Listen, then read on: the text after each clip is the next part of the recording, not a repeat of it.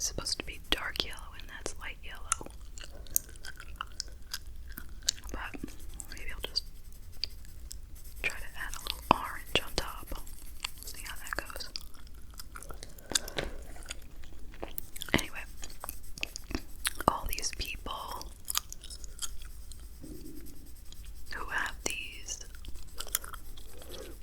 almost like debilitating illnesses that are like to some extent undiagnosed or given some kind of a fringe-ish diagnosis.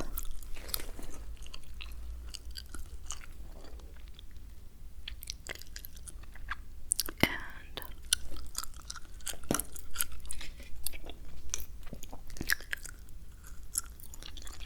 they're all seeking out some kind of alternative therapies and what have you to try to get better. Like, for example, there's one guy who's been in bed for 2 years, and he's so weak he can't even speak. Like, he uses like a computer generated voice to speak for him because he's like that weak. And he used to be a bodybuilder or fitness trainer, but now he's just completely bedbound.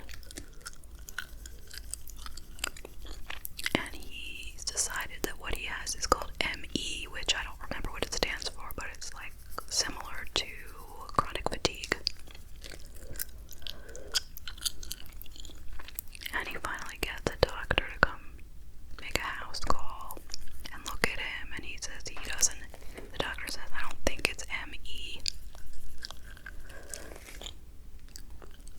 And of course really doesn't give him anything what to do, you know. But he just lays in bed day after day after day, this like young guy. And I believe that his illness started after a car accident, which of course suggests like some sort of a post-traumatic type of situation, right? And pretty much all these people, their stories all kind of come down to some sort of psychiatric event that happened at the time that their illness began, whether or not they see it as psychiatric. And I tread lightly on this subject because it is very frustrating if you ever have had something wrong with you and no one can figure out what it is, and all they want to do is say it's anxiety because they don't know what else to say. So I don't want to like come down too hard, you know, because who knows, you know, maybe it's something else, but it does seem a little suspicious.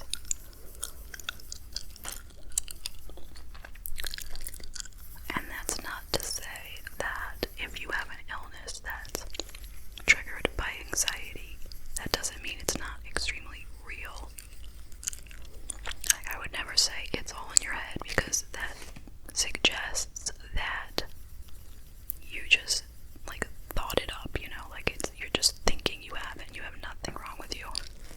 And that is not the case. When anxiety causes physical symptoms, they are as real as if they were caused by a germ or an injury or an illness. They are completely real.